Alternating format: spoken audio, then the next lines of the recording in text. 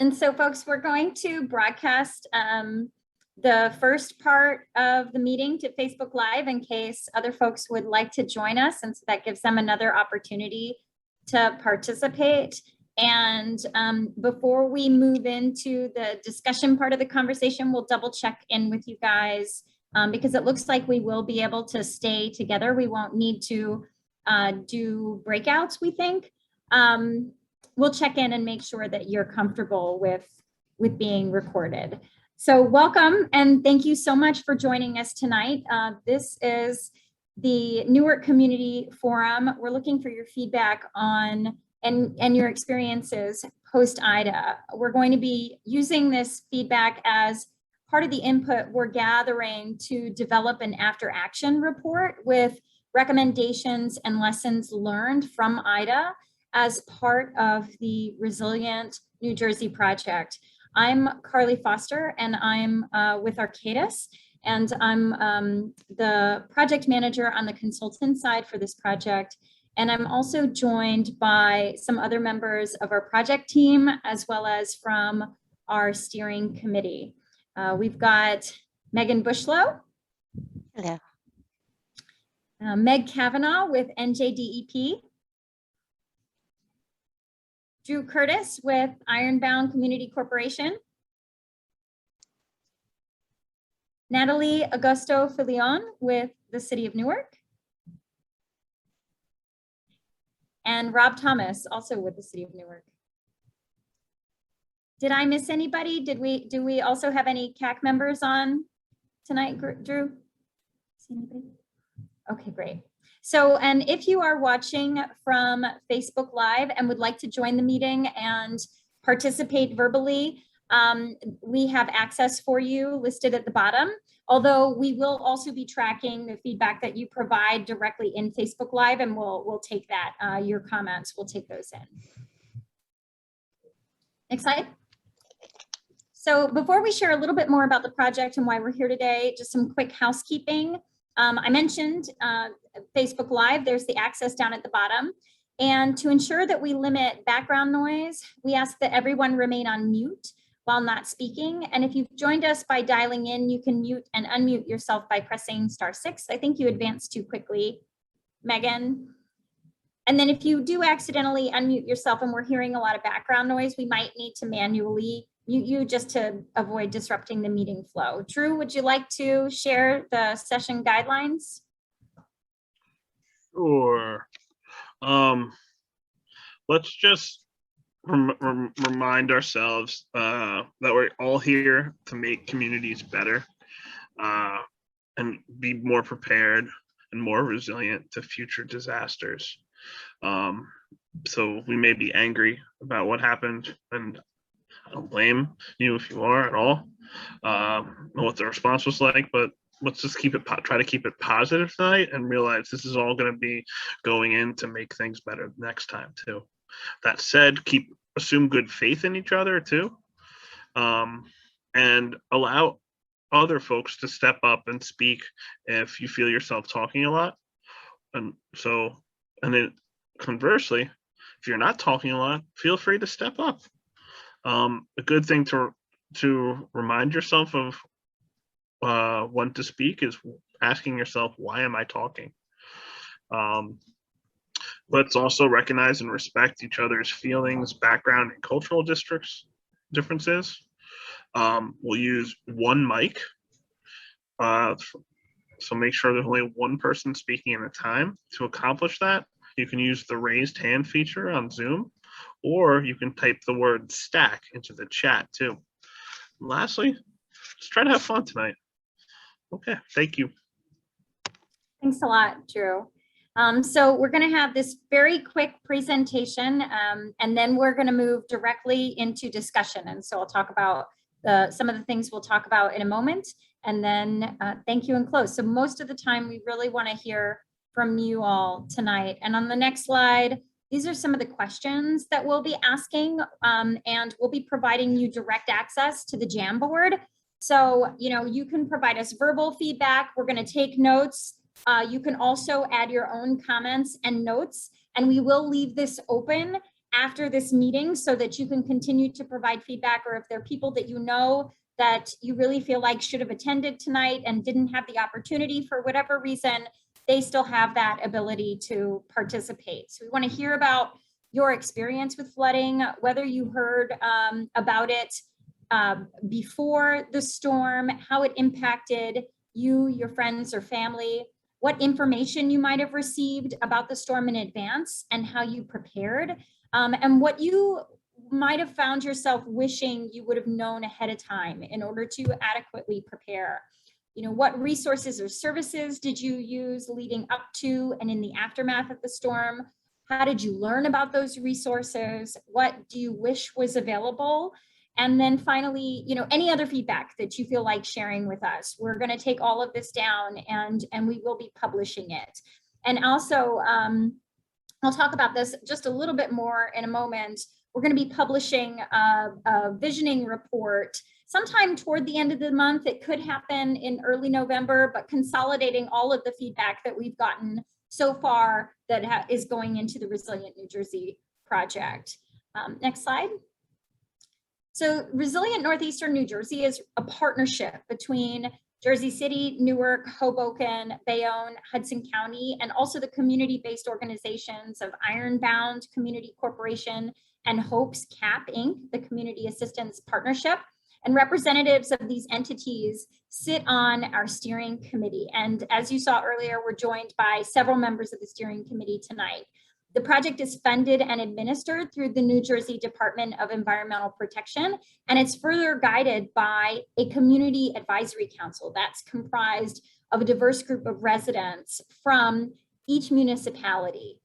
And the consultant support consists of an interdisciplinary team of engineers, scientists, technology developers, and planners from the organizations that are listed below. And a huge part of this project is actively reaching out and integrating input from the local community and from anybody that could be affected by the outcomes of this plan. Next slide. So this is an overview of our schedule. We did kick off in the spring. We're aiming to have an action plan completed in the spring of 2022. We've been working through the process of developing a regional vision. As I mentioned before, we'll be publishing that draft report this fall. And so we're looking for comments. You know, did we get it right? You know, are there things that need to change? We're in the process of continuing to analyze risk. We have new models that will be provided to us in November, and we'll be using those to further define and develop scenarios with actions that can help address risk. And I'll talk a little bit more about that in a moment. Then we'll be working with you all to select a preferred scenario and publish that plan in the spring of 2022. Next slide.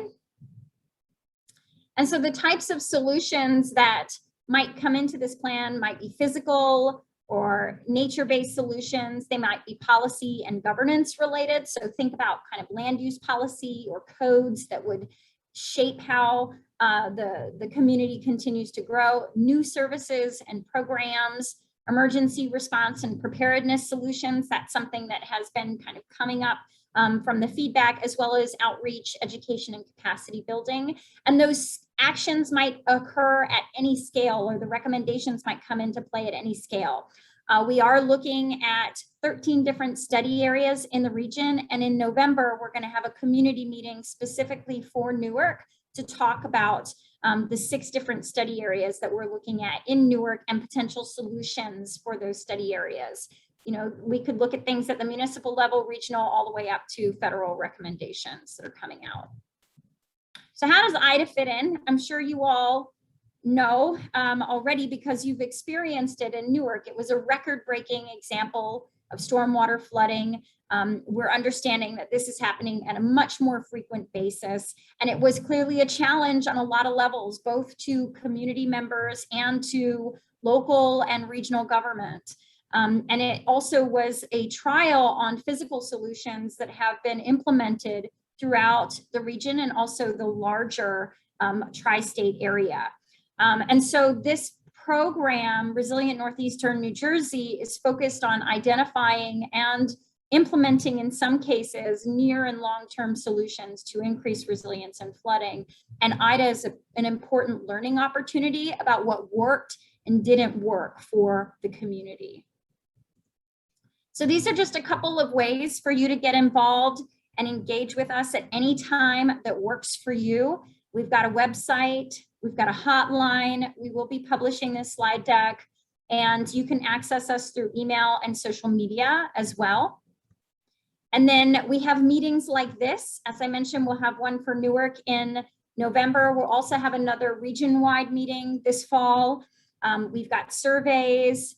You can conduct your own meeting. We actually have materials for you to have your own meetings with your communities, and also materials if you want to have conversations with your families and friends. And then we also have an app that you can download. It's called the IRIS app. And you can navigate to the region and provide feedback about what's happening in your area. You can take pictures of flooding and send those in, and that all goes straight to the project team. And so after this, just a quick highlight, we will be publishing the Vision and Priorities report for your comments. We will be publishing the IDA After Action report also for comments. And as I mentioned, we're going to leave the Jamboards up so that we can continue to get feedback even after this meeting.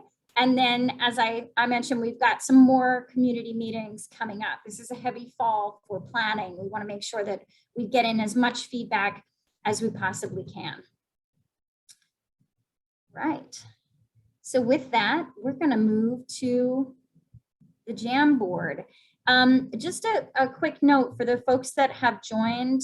So would you all be comfortable with us continuing to project on Facebook Live so that people can add comments and they can see how this unfolds, or would you prefer that we turn that off?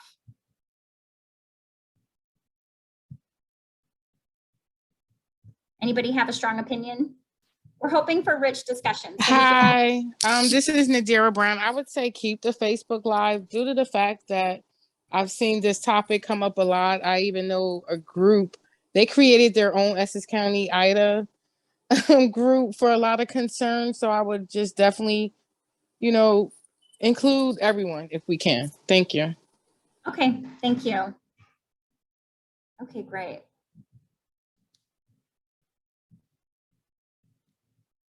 Oh, Drew, do you want to provide, before we move into the Jamboard, do you want to talk about this? Sure. So we also want to provide resources that we know about that's happening here in Newark tomorrow on this flyer from 10 to 4 at 29 Cortlandt Street. That's Ironbound Community Corporation's Family Success Center. That's at the east end of Ferry Street, right next to Hawkins Street School. FEMA is going to be there all day, well, from 10 to 4, so most of the day, ready to help you or anyone who has any issues and help them walk through the process to get any relief that they're eligible for too. So the information is all there. We'll make sure to get it up on our social media too, so you can share it with your neighbors and your friends too. We want to make sure anyone who is having issues is getting the help they need. I think my colleague Carla is also on this call. Carla, do you want to add anything about that event? They will be having representatives that speak Spanish. We will be setting up outside. I've been calling community members, and for example, I have one who was already denied, but those are the people we're encouraging to come because he has his letter from his insurance company, and that's all he's going to need to provide to be able to keep his FEMA claim open. It's very important that they don't just accept that first denial letter, because everybody pretty much gets denied at the beginning until you file your insurance claim. Oh, thanks, Carla. Figured you'd know more than me about it. Thank you. And this meeting is also open for Spanish speakers. So if we get folks on that speak Spanish, we'll do a separate breakout so they can fully engage. And Natalie, do you want to speak to that? We can also do the translation if that's what they prefer. You speak to that in Spanish, Natalie? Sure. So, saludos a todos esta tarde. Muy gracias por estar con nosotros. Si por casualidad alguien necesita traducción en español, podemos proveerlo. Hay dos maneras de hacer eso. Tanto una traducción automatizada por el sistema Zoom, como también yo poder hacer traducción. Entonces nos dejan saber lo antes posible si necesitan traducción esta noche, por favor. Thank you. Okay, great. So do you want to move into the first? So we've got 4 big topics that we're hoping to talk with you about. So that leaves us about 10 per topic. And right now we have on the screen a map of the locations that we have heard about flooding. And Megan also dropped the link to the Jamboard directly into the chat. So if you want to add your own notes, you can do that as well. But we'd love to hear about, whether or not we caught them all, the locations that you experienced flooding, and if you wanted to share with us, the depths and the locations and how Ida impacted you. And if you wanted to share anything about other experiences this summer, because most folks that we've talked to flooded at least 3 times this summer, then we're open to that as well. So I'm just gonna open it. And then if you would like to speak, just raise your hand, or if folks are shy, you just come off mute, I think, because there's not a huge number of us here, so. I'll flag, Carly, that the map that you have on the screen, the blue dots, there's a blue dot missing on the other side of Branchbrook Park on a street called Davenport between 10th, 11th, 12th, that area. I don't know how many homes were affected, but there was quite a lot of flood debris out the days after. Folks pulling out all the damaged items, all the waterlogged items.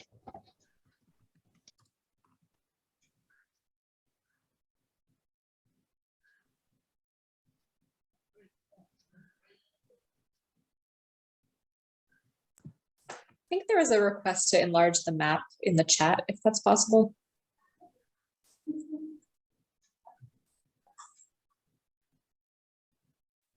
I don't think so, but we could do this if we want to make it take the whole screen. Is there any area that people want to zoom in on?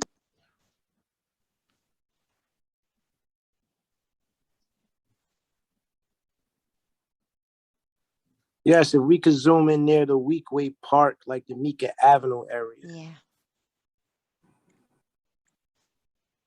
I could also pull up. Yeah, you could also pull up a Google map, Yeah. and then I can take notes in the Jamboard.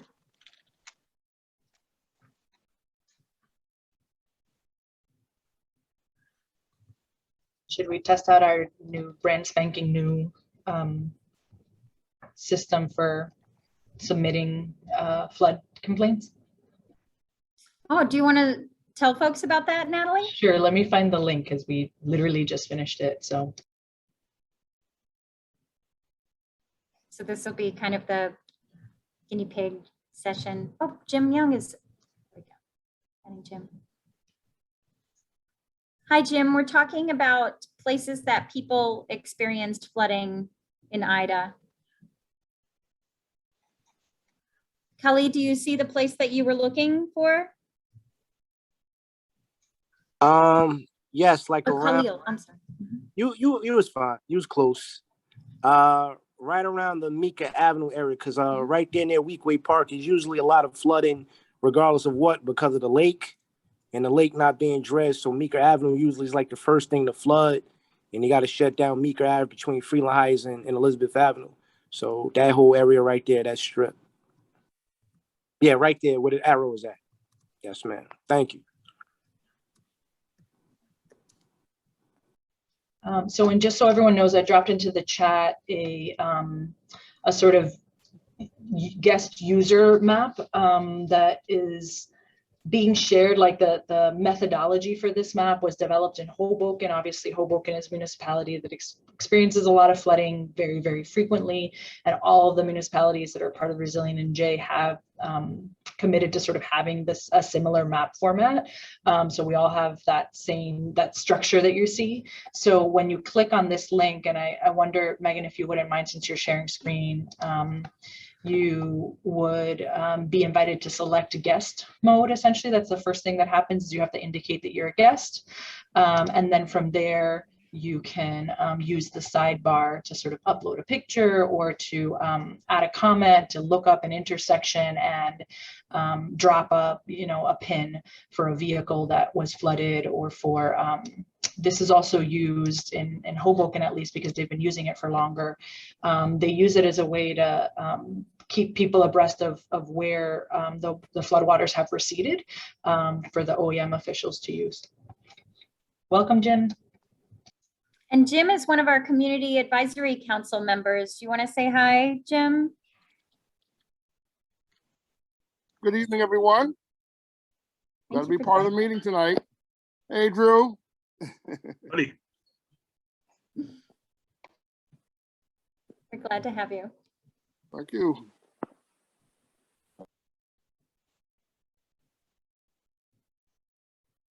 Other feedback from folks?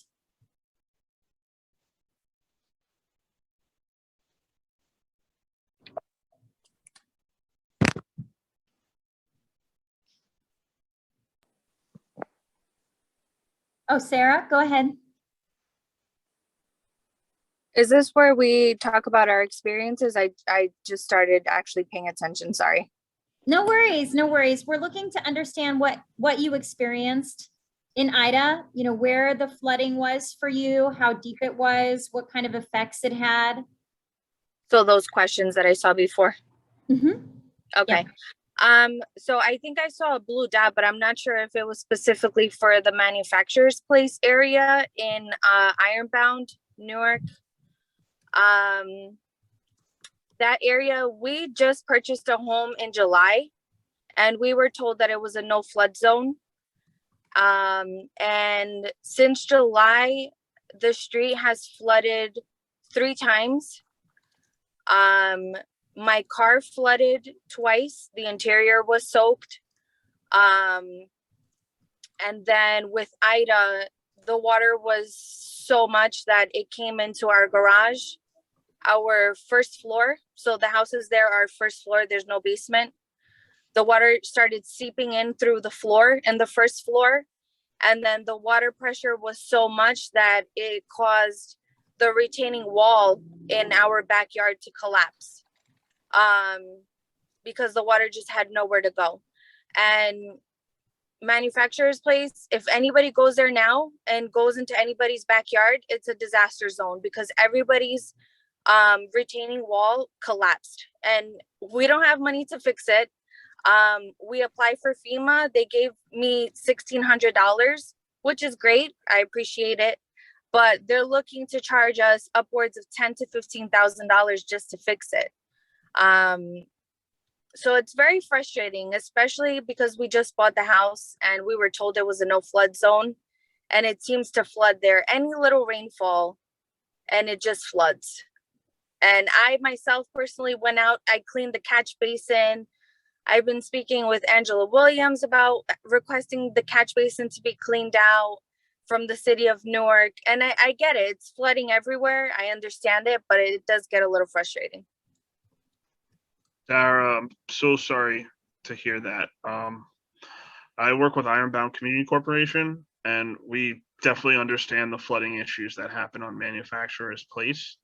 Are you familiar? We have a center at 29 Cortlandt Street. So Okay. Just a couple blocks from you. It's right next to Hawkins Street School. It's in a double trailer. Okay. Tomorrow, FEMA will be there from 10 to 4. You might want to stop by and see if you can maybe appeal the decisions and try to get more relief, etc. Right. Yeah, and we're definitely we're also happy to talk offline more with you too. I'll send you my information too. Okay. Okay, yeah, that'd be great. I'll definitely stop by tomorrow. We even, like, as a little community that we are, it's like a few houses over there. We tried to get together. We had like the Espetits, like a television show out there. We're just trying to advocate because it's too much. It does become very overwhelming. Yeah. When did you say you moved in? We bought the house July 9th. Bought the house, okay. And then And I it's think flooded it three was times since then? 3 times. I think the week after we moved in, it flooded. And I was like, what is happening? They told us it was a no flood zone. And it was a little bit like we were panicking because we didn't know what was going on. Our cars, water was getting in the cars. And then the other issue is that at the end of that street, there's a yard for tractor trailers. So when the street floods, the tractor trailers go through the water, causing waves, which cause more damage. And I understand they're just trying to get home, but it's causing us damage to our homes and our property, our cars.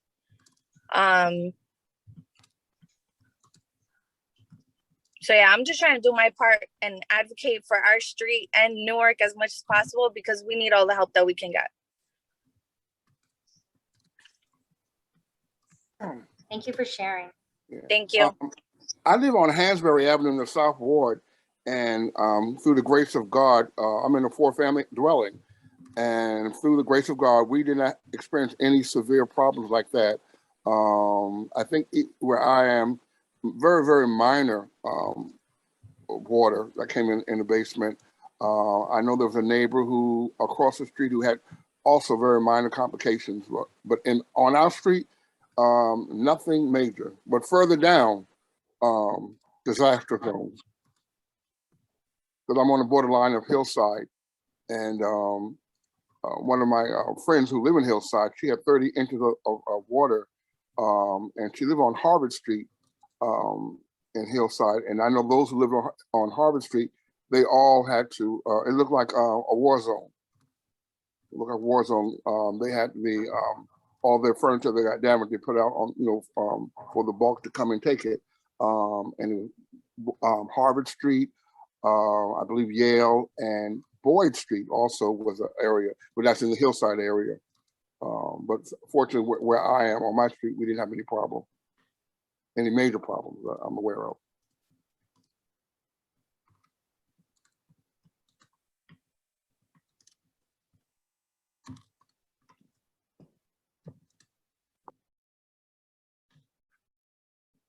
Would anybody else like to share their experience in Ida or with flooding this summer? I'll share that I have a friend who was displaced. She's actually back home with her family in Detroit. I actually don't know where her address is, but she lived in the North Ward. She's still working remotely for her job in Jersey and still wants to come back home. You know, she's started to settle down roots here in Newark, and because she was sort of living with a friend for 2 to 4 weeks, I think it was, before deciding to just go home for the rest of, you know, spend the holidays with her family, reconnect with them. But that's, you know, at least one story that I'm familiar with, and I can try and look up her, you know, her address for folks to be sort of aware of that. And I think Nadira came off mute. Yes, I did. Yes. No, I was waiting my turn. Thank you so much. I'm in the area of the South Ward where my landlord, the basement was destroyed. But I just wanted to also, you know, bring up the point that the city never came to pick up the bulk. My landlord had to buy her own dumpster, and she's still waiting for an answer from FEMA right now. There's no results. She's getting basically the runaround between the insurance company and FEMA. But just to elevate the point that Sarah brought up, I have a classmate. She was actually on the news. She bought a house in Nutley, and it has flooded about 3 times since July. And they were also told that it was a no flood area. So, you know, I just wanted to bring that point. I saw it on the news. I haven't talked to the classmate in years, but it's just interesting that now that's something else we have to look into when we purchase. Thank you.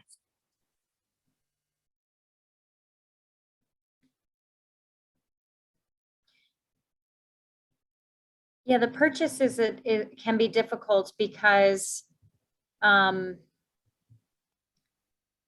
sometimes the seller, they're protected from truly having to disclose when there's been flooding.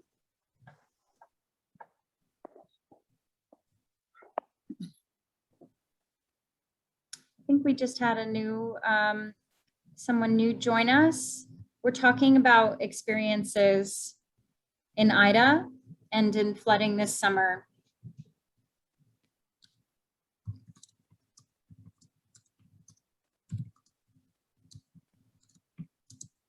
Hi, this is Kenny. I have a question on the FEMA maps, flood maps. How recent are they? And are they looking to be updated anytime soon? Yeah, they're in the process of being updated, and they're working through that. My understanding is they're not going to be ready before 2023, and it may be later than that.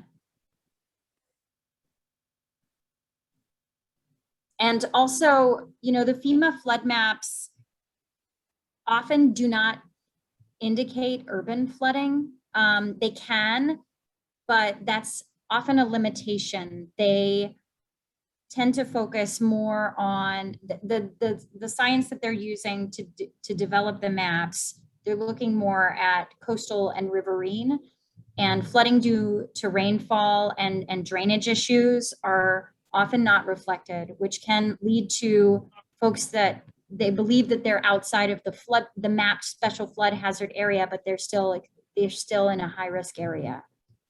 Khalil? Yes, my question is, say hypothetically FEMA didn't add Essex County to the list. What would the residents, what would we have to have dealt with then if we didn't have help from FEMA?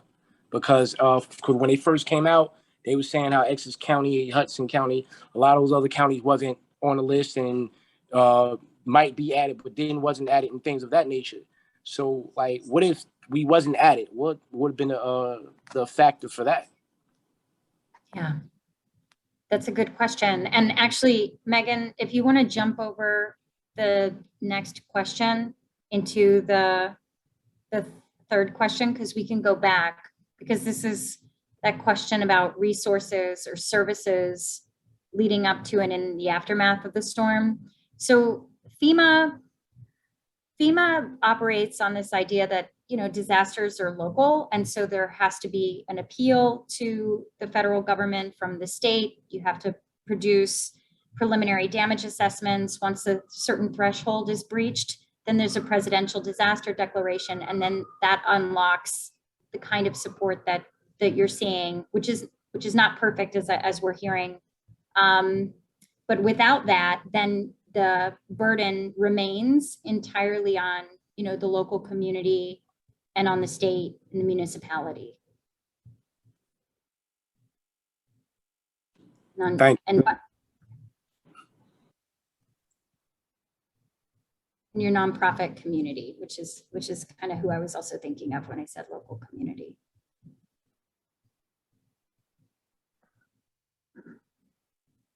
Did folks want to talk about sort of this dimension of experiences in Ida and what resources or services that you were able to use leading up to or in the aftermath of the storm, and what you felt were really missing?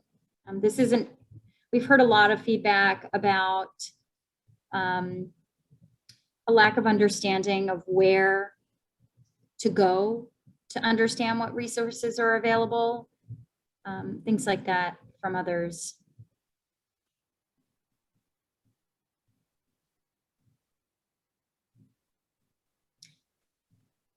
Hi, this is Kenny. I think the main resource that we were looking for, that I think everyone was lacking, was debris removal.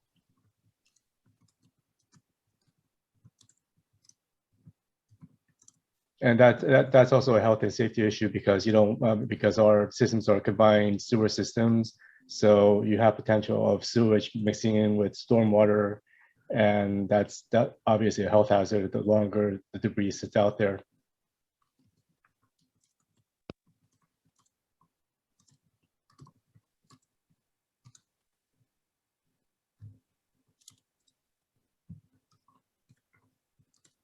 Hi, this is Nadira Brown. I definitely want to add to that point because in the city of Newark, the communication as far as picking up the debris, we're still trying to understand it till this day. Everyone is not on social media, Facebook, but there was a post that was going around. Yes, they're going to pick it up. Then it came from a regular person, not to discredit them. I don't know them, but it was just like, how true or accurate is this information? Then a few days later, the city puts out something. Oh, well, we're going to do it this day. You're pushing it back, but then we're having, big events out downtown, where we're cutting off all the streets, but we're not picking up all this stuff. And I understand it was an emergency that no one expected. But till this day, I still haven't seen anyone come pick up anything in regards. And again, not sure who all really had damage. Because some people, I think, are keeping the damage in their house to this day. Thank you. Yeah, and I saw Victor, you gave a thumbs up on that. Do you sharing that feedback as well? Yeah, I agree 100% on that. Now, in the South Ward, we had bulk removal on yesterday. And they came today. Well, I'm sorry, they came today to pick up stuff that was in the area. But I drove in the South Ward area by Chancellor, Lyons Avenue, between Lyons and Chancellor. Wasn't a lot of stuff out there for bulk. I don't know if what had happened, had occurred earlier, but I know yesterday we put out bulk because I put some things out, and by this afternoon they were all gone. So I don't know what street they did, they omitted. But what my concern is that I hear people mentioning that they're buying homes that historically were not in flood zones, and now we're finding out now that there are people. In fact, I went to a civilian clergy public safety meeting in class now, and what I found out is that there was a woman who lived in Irvington who never had a history of flooding, and she died in her home from a flood.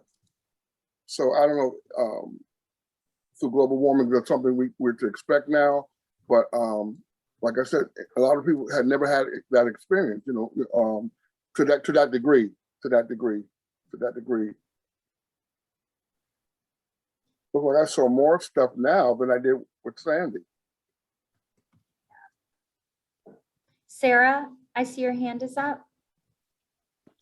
I wanted to add to the debris removal. The messages kept changing, I guess, because it was just so much for the city to handle as far as the debris removal. So the days did keep changing, but eventually in the Ironbound in our area, they did come pick up the debris.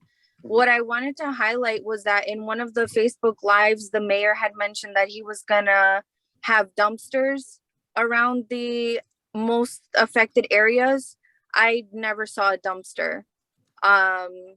So it's honestly, it feels like sometimes it's all talk and then no action. Because a lot of areas, because they limit the debris removal to 10 items, first of all. So then a lot of people had more than 10 items. What do you do with the other items? They're sitting in your home because you can't put them out because then you'll get fined. So where were these dumpsters that were supposed to come? Because that would have helped alleviate a lot of the damage that there was. And then just going off of the dumpsters, a lot of people were discussing, okay, if you were to put a dumpster in an area, how would the people carry the debris blocks away to put it in the dumpster? So although it was a good idea, maybe it wasn't feasible. So I don't know if they just crossed that idea off the board, but it was something that was mentioned that was going to come.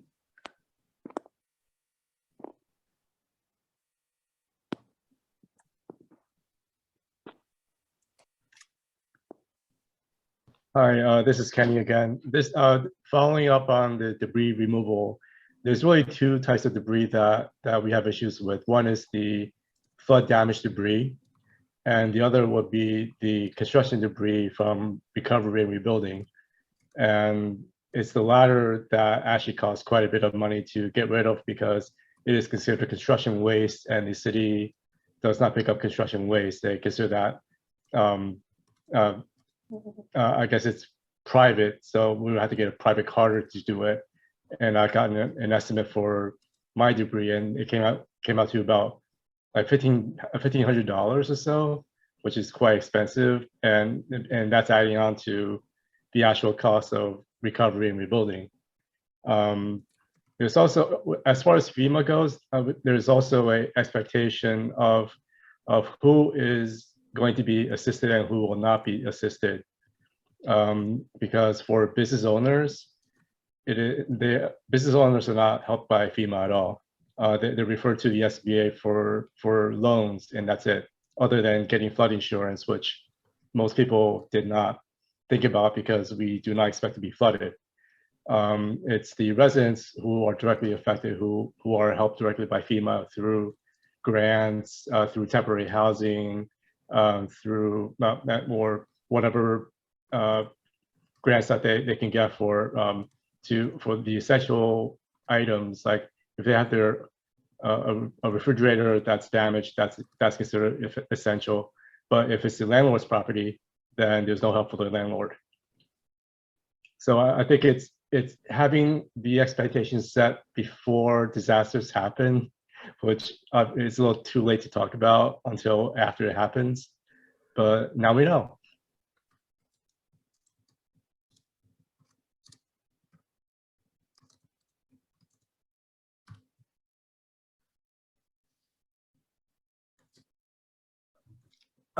Hello, this is Lenny Thomas, Ironbound Super Neighborhood.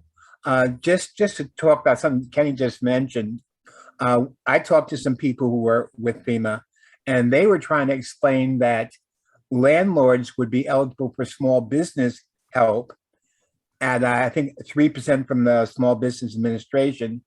But then they further mentioned that at times that this would be forgiven, this loan would just be completely forgiven. But they never mentioned when or how or what was the qualification, any of that. So a lot of people just felt they had no option there. So they didn't even ask for it because they didn't know. So I think it's clearer just what the qualifications are.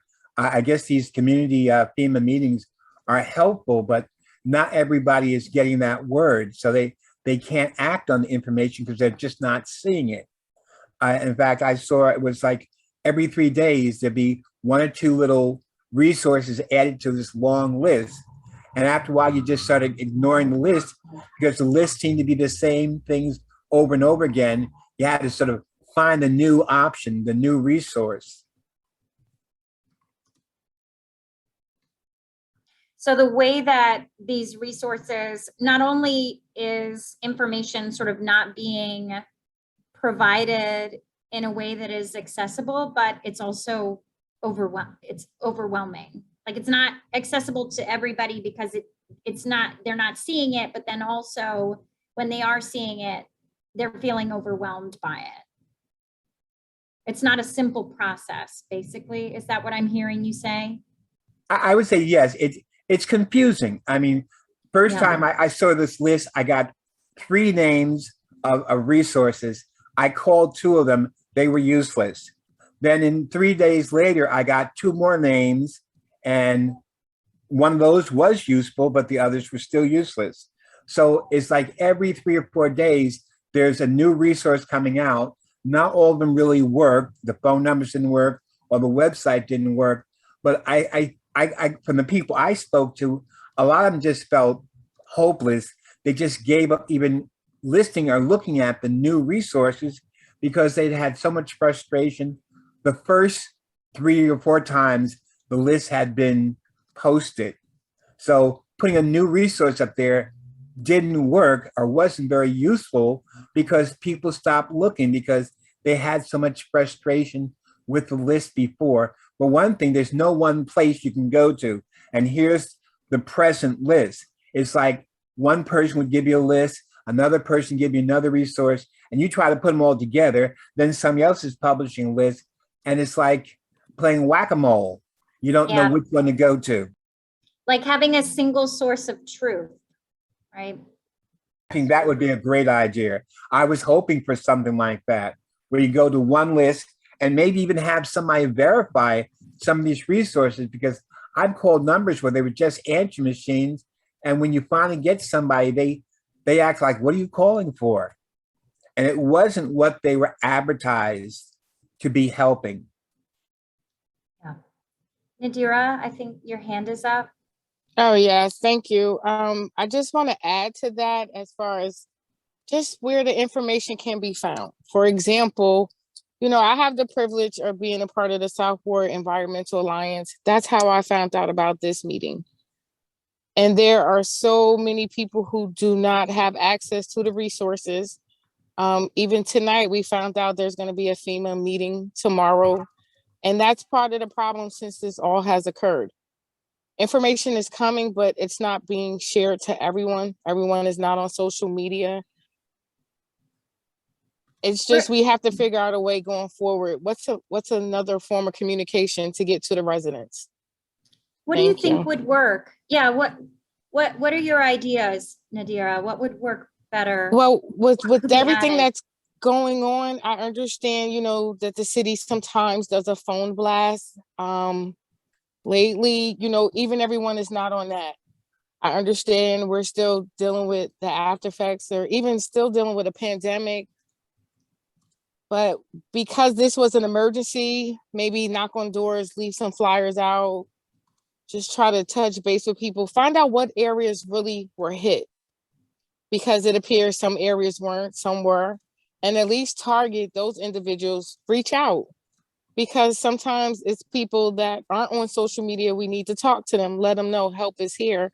But it seems as though this was important, but it wasn't important because, as it was stated earlier, Essex County was not included.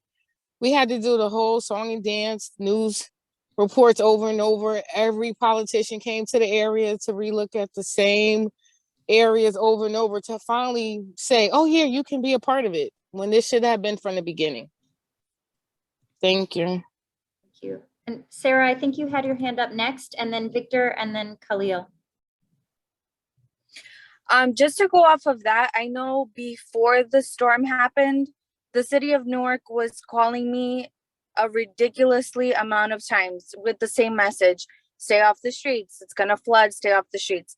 And then after the storm, that was it. So just to go off of what was it, Kalia? I'm sorry, was saying, they can use the same method of the phone to send the automated messages, to talk about the resources, to talk about, hey, FEMA is going to be here, or FEMA will be there, or bulk will be picked up on this day, or something like that. Because a lot of the older people and even younger people don't have social media. And it seems like the city of Newark only uses social media to advertise or communicate what's going on.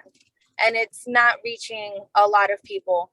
I know that on our street, somebody left flyers about FEMA. I don't know who it was, but I know that flyers were left on our gate, but it was just to like apply, and it was only for FEMA, no other resource. But that was pretty much it. That's my input as far as like the communication from the city. I do want to add, thank you, Sarah, for adding that FEMA responded to you, because we're starting to see, and I do understand your situation. I'm not a homeowner, but that isn't enough. But the sad part, I'm hearing from other people, they're not getting answers or running around. So thank you again for sharing. Victor? And to add to sorry, Sarah. Thing, sorry. Just to add to the FEMA thing, because I didn't get a phone call from FEMA. I actually got a text message. And I'm going to be honest, I thought it was shady, and I didn't respond. And then the person was very insistent and kept texting me. And then that's when I was like, okay, let me call and see what it is. Because I had seen on the FEMA website that because of the volume that they were texting. So I thought that maybe it was accurate, and it actually was. So it doesn't seem like the people are calling, they're texting to try and get you at a good time. So that's input that I have as far as FEMA. But it took them, I think, 10 days to respond to me, which is what they had originally said. So I'm wondering if people aren't getting responses, maybe the application didn't go through or something is wrong. Megan, can you move to the one about communications? Because I think that's where we've moved. And Victor, You had your hand up. Oh, yes, thank you. I'd like to, I agree with the two other callers that spoke. Social media, the city's done great at its robocalls. It's done great at advocating, events or maybe certain issues that are happening even throughout the pandemic on social media. But I agree with was that Nadira, who said that not everyone has that access, right? Not everybody is accessible to that. There are numerous other ways to advocate in the community. There are many nonprofits that are, working diligently. You know what I'm saying? I'm not going to take it away. Even ICC doing a lot of work. We've been on the grounds and trying to advocate so much for residents and put out this much, needed important information to the residents as soon as possible. It's even we're out, we only can do but so much, right? We're out of capacity, but we continue every single day diligently to advocate. And to me, I would think, the mayor does the men's meetings. These type of things need to be advocated there. There's several different other kind of meetings that they do in the colleges. They need to advocate that there, because it's not just young college students going to these colleges. You know what I'm saying? You still have homeowners, you still have renters, you still have everyday working people from the city of Newark that go to these places that need it, that kind of information. You know what I'm saying? NJ Transit, bus stops. You got Broader Market, a lively area where you have a lot of people working, hardworking people, families and all that go through downtown. The advocacy needs to be more out there. You know what I'm saying? More signage, right? Because sometimes it works both ways. Sometimes word of mouth is not going to be enough, and sometimes the signage is not going to be enough. But if it's all working at the same synchronicity, I would say strategic. It doesn't take a lot on the whole. It doesn't take a lot. It doesn't take a whole department of people to run the social media campaigns. You know what I'm saying? And it doesn't take a whole team of people to have out there in Broader Market advocating. You set up a certain table. The mayor likes to do the occupy the block things. He did the 24 hours of peace was advocated on 105.1. So why is the FEMA stuff not advocated for that? You know what I'm saying? Like, why can't we have this kind of information put out there in a way where the people are listening at, right? So, I just throw these things out there because the city's good at advertising a lot of things, right? Especially making sure that we all know that new developments are coming up, right? So they should be doing the same thing when it comes to in regards to FEMA information and what residents are struggling with, in need access of all this good information. You know what I'm saying? So I just throw those ideas out there because, it does seem like on some ends they work great at putting out the message. But when it comes to very important things like this, it's kind of like a little pussyfooting that happens around there. I'll be honest. You know what I'm saying? As an organizer in the city of Newark, and I was out here during Ida, through Ida at its worst, from the Ironbound all the way to Montclair, the town of Montclair. So I saw directly how bad Ida hit us. The flooding that happened not only in the low-lying areas by the river, but Bloomfield Avenue, Lake Street, you know what I'm saying? Areas that never had to deal with nothing like that. The Lions over by Barringer High School, all of that got flooded out for a few days. You know what I'm saying? I mean, it was terrible getting out of the Ironbound, but we already know that. Residents that live throughout the Ironbound who have been there for decades already know that they're going to deal with flooding. But people in North Newark that are living on top of the hill on Mount Prospect, they're not thinking that. You know what I'm saying? Summer Ave, they're not thinking that, but they had to deal with these things, right? So is the fact of the matter is that so many people are impacted throughout the city by what Ida did and what the storms that have come after, and that the storms that are going to come. Are going to come. I agree. I agree. And these things are important to put the message out every single day, not just on the Facebook. You feel me? Every single day on every single access you got. Access channels, WBGO, WBAI, everywhere that they're advertising Newark to look nice.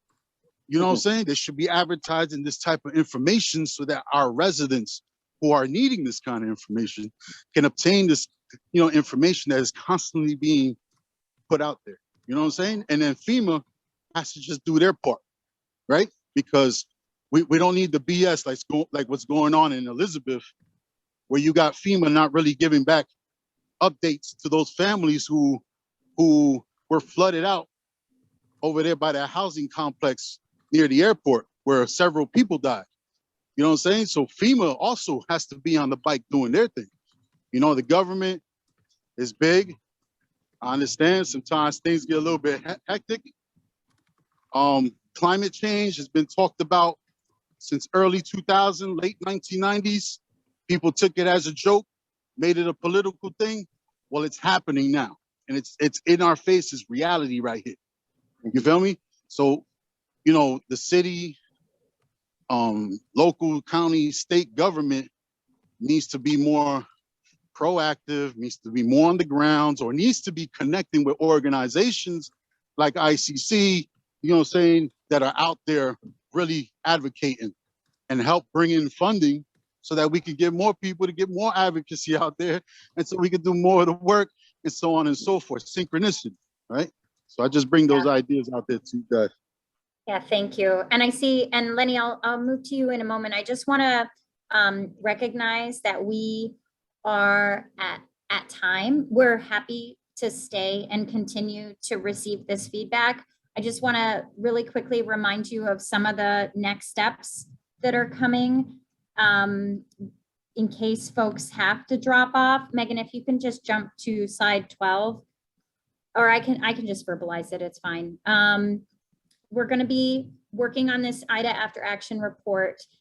Your input is part of the input that's going into that report. We're going to identify lessons learned as well as recommendations for the Resilient New Jersey program, which affects Newark, Bayonne, Jersey City, and Hoboken. And we will also be publishing either in late October or early November, the initial vision and priorities report, which sort of takes all the feedback that we've gotten from you all to date and kind of says, this is what you're hearing from you, or is this right? And so we'll be looking for you to let us know if we got it right. And then we are going to have 2 more meetings this fall specifically for Resilient New Jersey that you should be aware of. We're going to have a Newark specific meeting where we're going to dive into solutions in November, and we're also going to have a region-wide meeting, and we'd love for you all to continue to participate and share your feedback, and we'll drop some ways to continue to be engaged in the chat. And then Drew, do you want to provide a quick reminder about the meeting tomorrow with FEMA?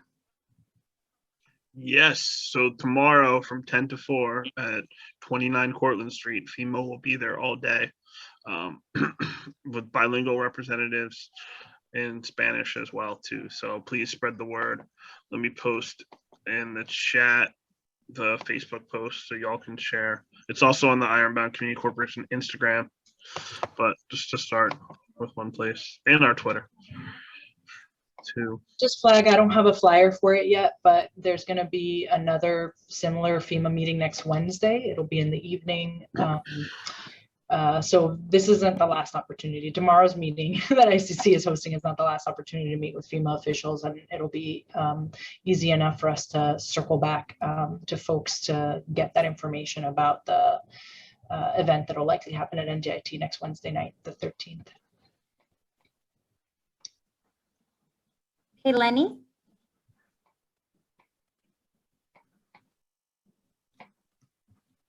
Lenny, you're on mute.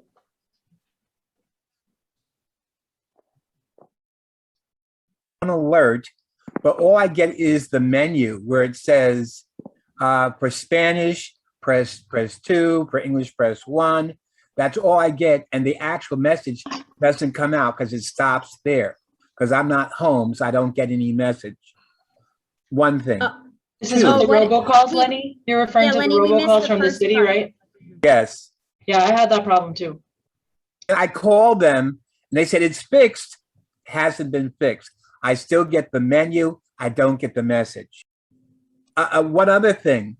I've been listening to a lot of the municipalities that surround Newark. I live in Newark, obviously.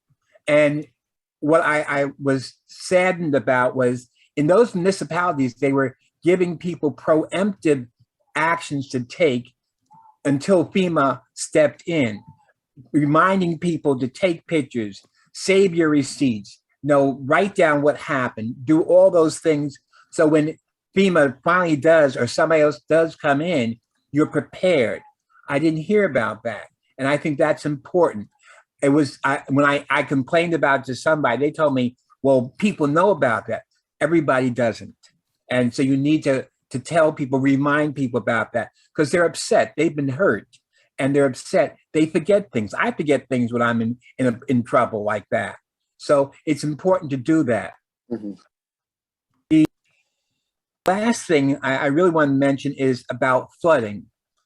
Every time we get a heavy rainstorm, I'm not even talking about Ida or Sandy style. I'm talking about just a heavy rainstorm, a couple of inches. There's a list of streets that flood that gets published. Why is not being addressed? I mean, if it floods when you get 2 inches, if you get 8 inches, you know you're in trouble. That should be taken care of. So you don't have waves of water going in the street that floods every time you get 2 inches of water anyway. So I'm sort of puzzled, like why those lists are still being sent out. The same streets, I saved the list. I don't even read anymore. I just publish the list because I know what the streets are. They're like standard. Meeker, that's one. It's always those same streets. Either the drains are not clean, there's a problem with the drainage system, it needs to be revamped. A lot of damage and injuries are caused because, for as long as I've lived in Newark, Meeker Street is flooded. Got to the point where they put the rowboat out there just to help people got stranded in their cars. That doesn't make sense. It's not a good thing. Putting a rowboat out there and instead of fixing a flood is not good. And all we see is I remember when they said the storm of the decade, then it was the storm of the century. Now it's the storm of the 500-year storm. What are we going to do? Wait till it gets the 1,000-year storm before we say, we need to do something. We need to be proactive, not reactive. We need to do things ahead of time, because to me, it seemed like more people got hurt, injured, and killed up north here than they did down south, where the storm actually came on shore first. And that I find hard to understand.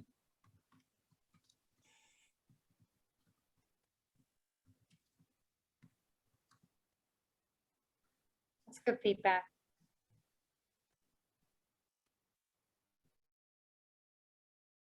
Any other feedback anybody wants to share? We can, if you want to slide to the last item, Megan. Just anything that you feel like we should know, Resilient New Jersey should know, any information you'd like us to pass on. And for those that joined in the middle of the meeting, you have representatives from the Resilient New Jersey team on here. Megan Kavanaugh from NJDEP is on. We've got 2 representatives from the city of Newark, and we've got a member of our Community Advisory Council, and also Drew Curtis from Ironbound Community Corporation. So any other feedback you want to share or have us share with anyone as well? Hi, this is Kenny. I think the feedback that we provided you was, this I think was pretty much most of what we want to say, but I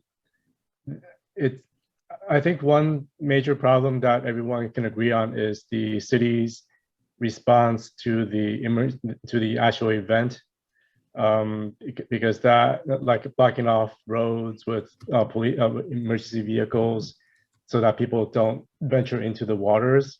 I saw that on the way back from outside Newark, because all my roads were all blocked and people just ended up sitting at the local 7-Eleven waiting it out. But when I got back to Newark, I saw no one blocking flooded streets, and that should be that's an emergency response issue. Hi, this is Nadira Brown again. I just want to make a comment. I know this is being recorded and I'm always able to repeat myself. We had a 24 hours of peace event in the city of Newark. Ida came unexpectedly. It appears that there was a lot more attention for that event than to address the residents that were going through something. So I'm going to say it. I don't need to see a video of my mayor doing pull-ups. I need them to address the people that were affected by this storm. And it's true, till this day, it's weeks after, people are still feeling uneasy and not sure where to turn to. So this was something major that the city should have addressed. Thank you.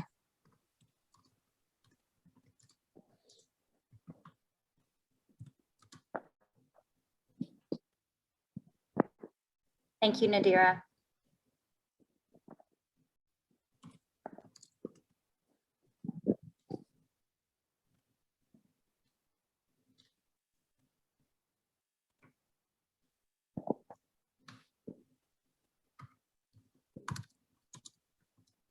I'm just adding some more notes in here.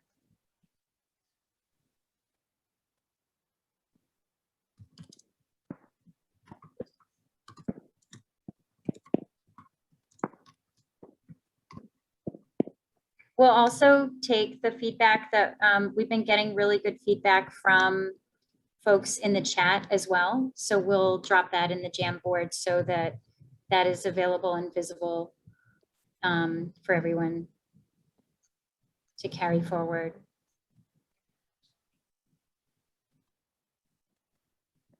Okay.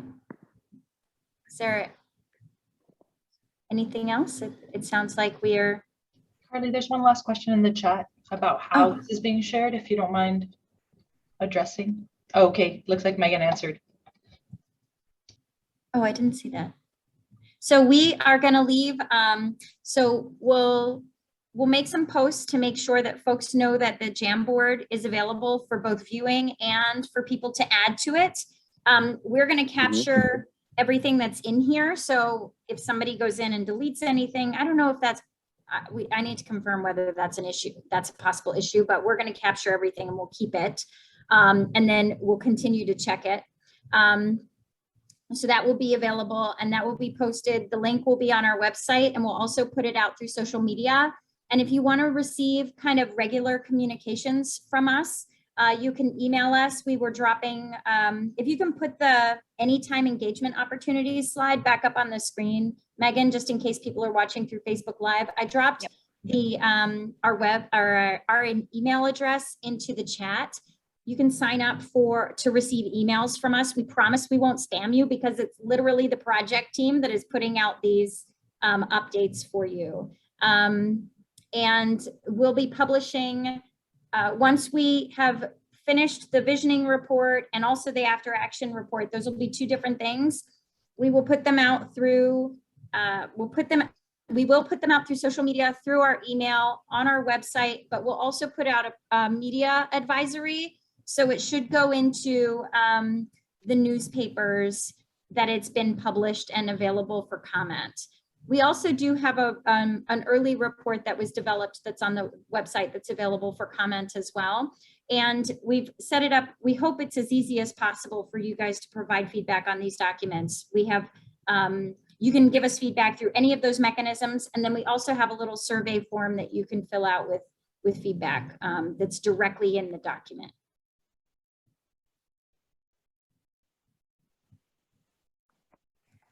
Any other questions for us?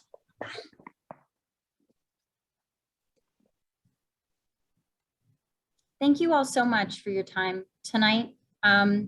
We hope you feel like it was a valuable use of your time, and when you're able to see kind of how we compile and use this feedback and how we communicate it back out, we hope that you'll feel even better about having joined tonight, and that you continue to engage with us in this process, because ultimately the action plan that comes out of this that will be published, the final version of it will be published in May of 2022, is meant to reflect the input that we receive from you and your other community members.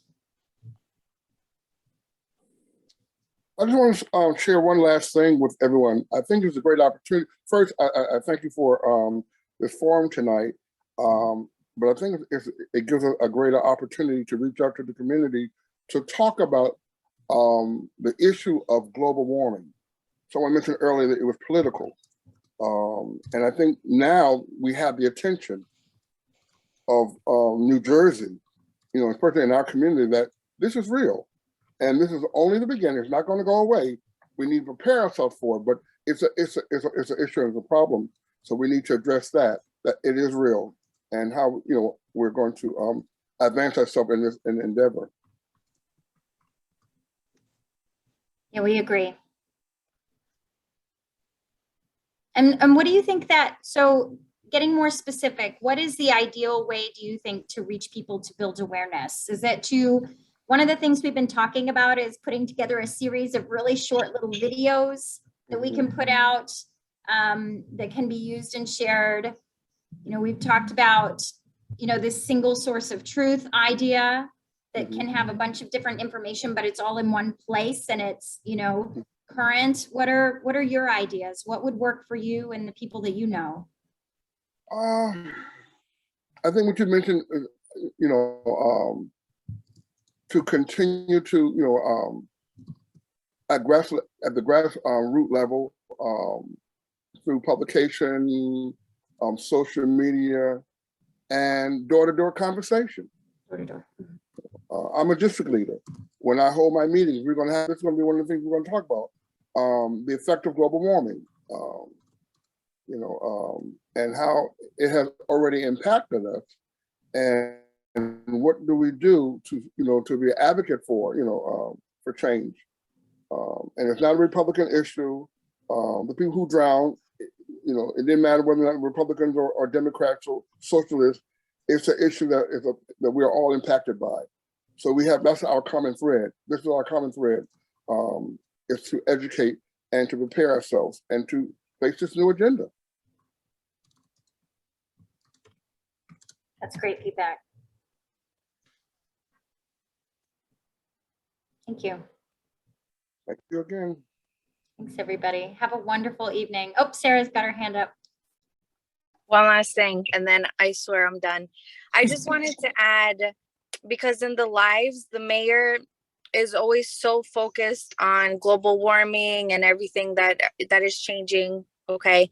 And then he goes on to discuss how we need more greenery and more parks to absorb the water, because I guess Newark is too much blacktop and cement. There's nowhere for the water to go, which I understand.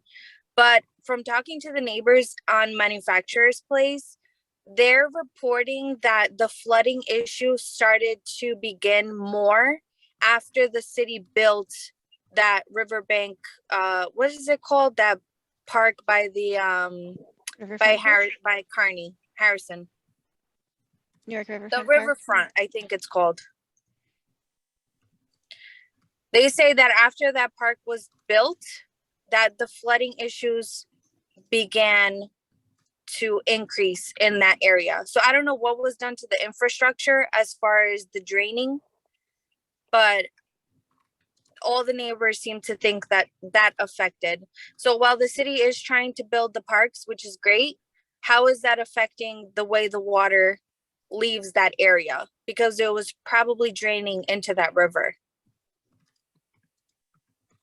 Sarah, something we can look into.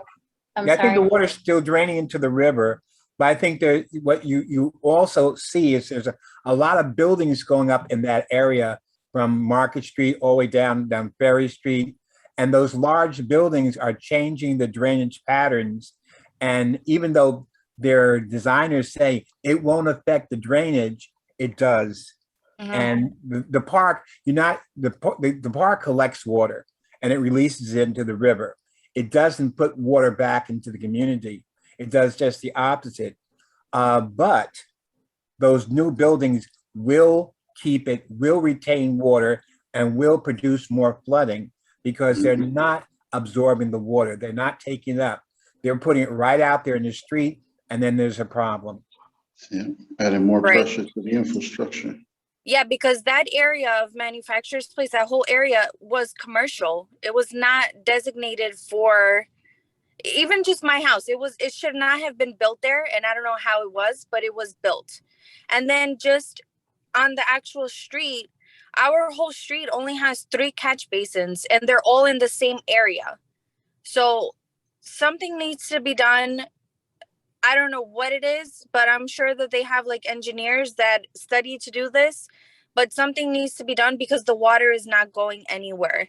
And if this continues, the water will continue to damage our homes more and more.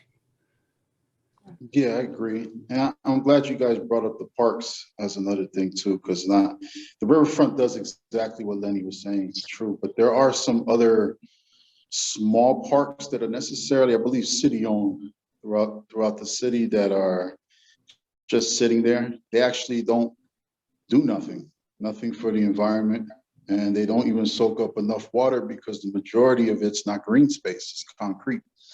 You have one like right off of McCarter Highway. Used to be an old blighted lot that used to be used by a lot of Central South Americans as a little space to play soccer in. Now it just sits there with grown shrubs, and it's not necessarily doing much because it doesn't have, how can I say, it doesn't provide a proper infrastructure to soak up. Oh, Victor, I think we lost you. You know what I'm saying? So it's like when thinking about constructing new parks or even updating some of these parks, cities should definitely look into how they catch, water and how the water can be reused for something else. Like I think, interesting, Urban League had a program that they did in one of their areas. I forgot the name of the street exactly, but Drew, you probably know what I'm talking about. And they were taking old spaces in front of homeowners, space, like the little green patch. When you usually park by the sidewalk, you got that little tiny green patch on the sidewalk with a little tree in it. Well, they would basically get the homeowners to sign on a program where the agency and the engineers and stuff would do a whole new fix up their front property and make it more into a garden construction. So then the homeowner could actually plant stuff in front of his house or produce or whatever he wants, make a little tiny garden of his own, just as long as he can make sure that it stays nice and clean. And that little bed that is constructed there actually absorbs water, feeds the plant, and goes back into the drainage system the proper way, which eliminated some flooding in that area. So that's just using your brains. You get what I'm saying? It's using proper engineering and knowing how to make things work right. But some of these parks don't offer that. And I'm talking about some of these little parks that were kind of opened up throughout the city some years ago at random. Some of the parks are not even used. You know what I'm saying? You got quite a few of them in the South Ward. I don't know exactly what streets they are, but I know recently I started seeing more of them having activity being done on it. But, I just throw that out there. It's good that you bring up the park idea because green spaces could help with, collection of water. But how you use that water is important, and how you advocate keeping the neighborhood clean and keeping those basins clean is another piece to that too. Yeah.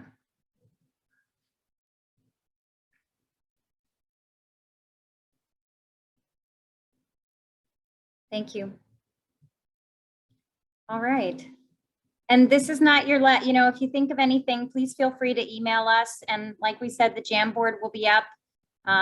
We'll put it out on the website and we'll put it out through social media, and any feedback that you provide us, it all goes into our project team and our engineers and planners. They look at it and we classify it and we use it. We use it. So have a wonderful night. I don't know if Natalie or Drew, you want to say, or Rob, you want to say any closing words, or Meg? Good night, and thanks to everyone for coming out. Thank you so much. Thursday night with us. Yeah. All right. Bye-bye, everybody. Thanks, everyone. Thanks. Good night.